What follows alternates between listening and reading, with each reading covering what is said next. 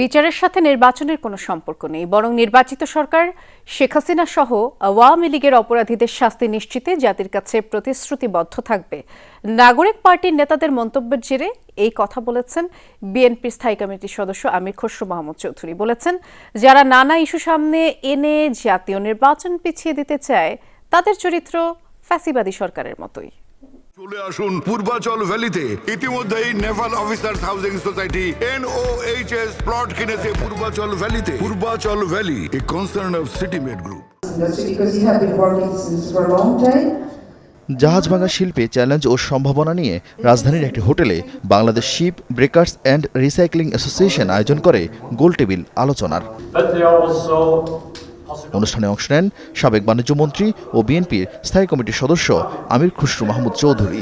বলেন, এই শিল্পকে বাধা না দিয়ে সরকারের উচিত সহযোগিতা করা। আগামী 10 বছরে 15,000 জাহাজ ব্রেকিং এর জন্য আসবে। 15,000 এর মধ্যে আমি কত বেশি বাংলাদেশ আনতে পারবো?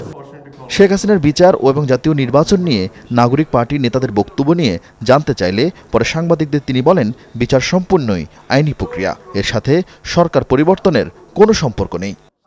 সরকার পরিবর্তনের সাথে বিচারিক প্রক্রিয়ার তো কোনো সম্পর্ক নেই।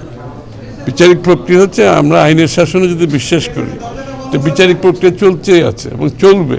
সুতরাং হাসিনার আওয়ামী লীগের যারা দুঃশাসন যত সবার বিচার হতে হবে, তাই না? হাসিনার তো বটেই।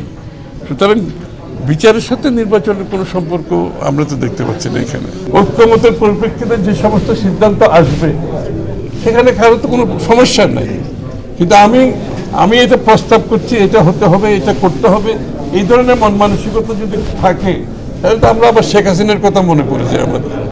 বেসরকারি শিক্ষা প্রতিষ্ঠানকে জাতীয়করণের দাবিতে জাতীয় প্রেস ক্লাবের সামনে লাগাতার আন্দোলন করে যাচ্ছে কয়েকশো শিক্ষক কর্মচারী। আন্দোলনে সংহতি জানাতে এসে অভিযোগ তোলেন বিএনপির সিনিয়র যুগ্ম মহাসচিব রুহুল কবির রিজভী। বলেন, সরকারের অভ্যন্তরে আরেকটি সরকার থাকায় প্রধান উপদেষ্টা এককভাবে কোনো সিদ্ধান্ত নিতে পারে না।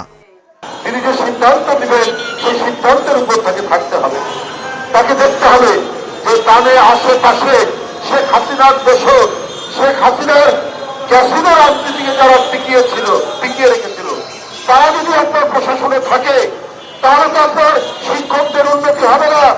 বিএনপি ক্ষমতা এলে শিক্ষকদের দাবি মেনে নেওয়া হবে দেন এমন আশ্বাসও। তারা যদি আপনার প্রশাসনে থাকে।